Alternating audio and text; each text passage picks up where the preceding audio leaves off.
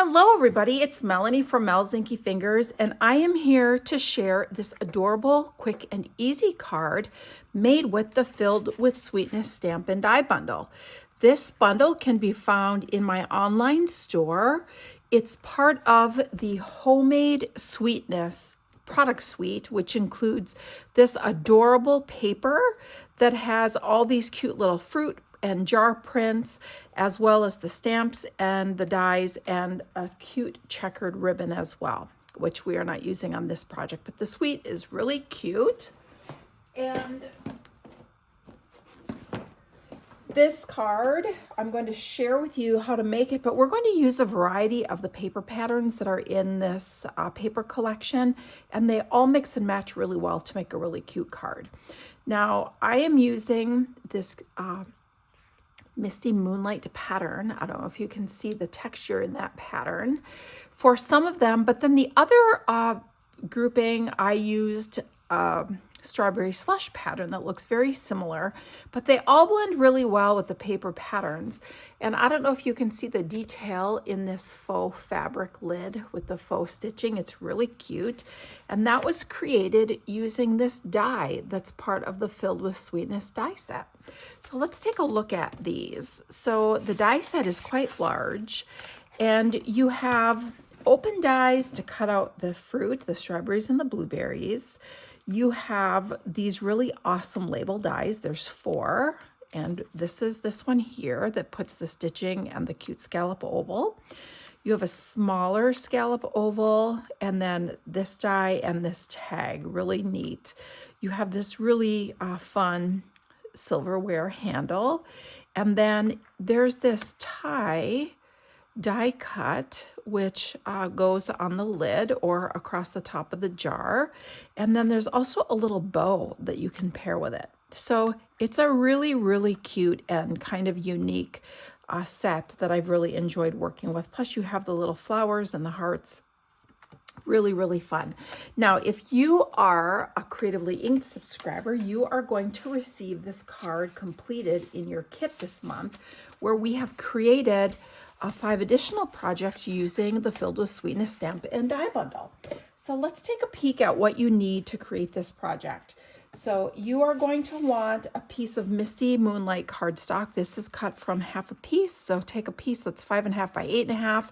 You die cut it with this large die that is in the die set, and it puts the center score line in place for you and creates this really cute shaped card.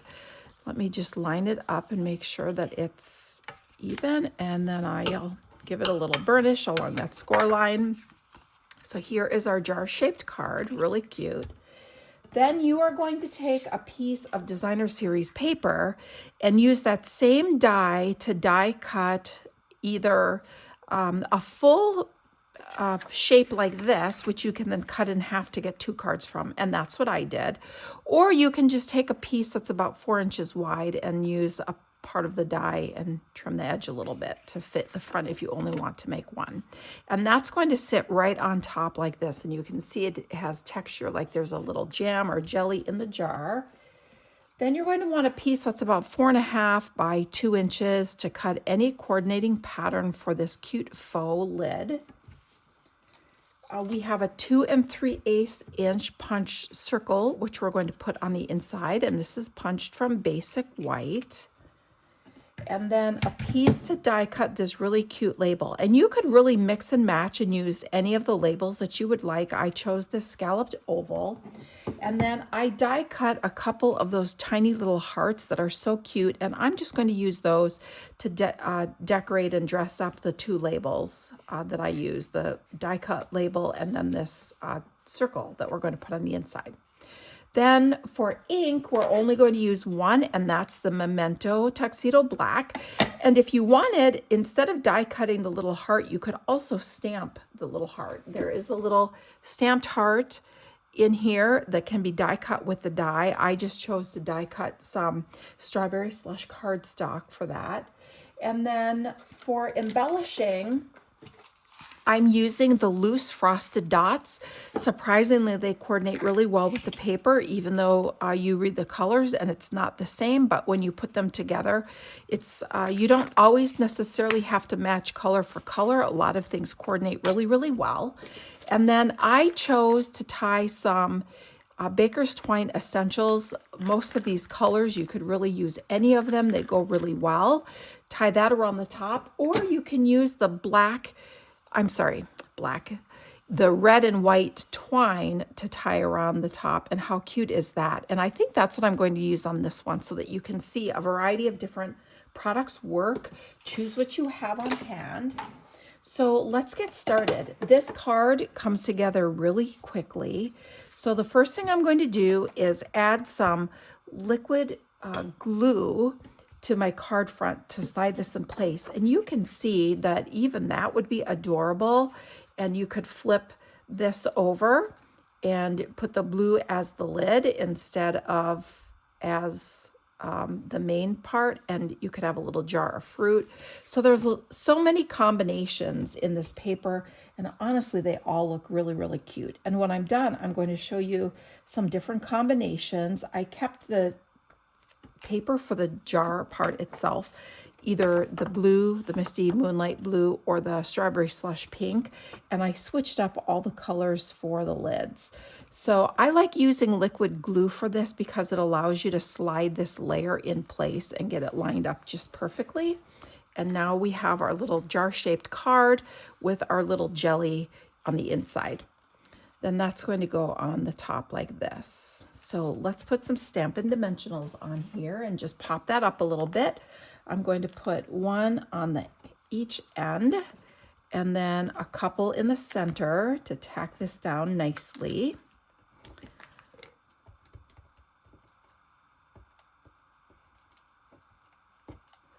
All right, and then once this is on, we can work on that front label, and this just kind of goes across the top like this. Now you will see a little bit of it on the back side, so it lines up pretty well, and because it's blue on the back, it blends really nicely, honestly. So look how cute that is. All right, so now let's do a little bit of stamping. So I'm going to use Memento Tuxedo Black for both of my sentiments. You could also pull in Strawberry Slush, that would be really cute. You could pull in Misty Moonlight if you wanted it to blend in with your background colors. Crushed Curry, and Granny Apple Green would also be really, really cute because green goes so well with the blue. I'm going to offset this front one just a little upwards to make room for that little heart that we're going to put underneath.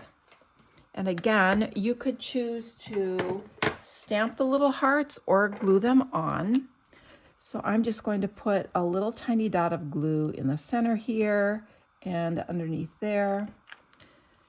And the Take Your Pick tool is really awesome for working with these small pieces. My putty is kind of oozed out a little bit there, but we'll just smush that down. There we go. And now we can just pick up these pieces and drop them exactly where we want them. And it really helps make putting things in place really easy.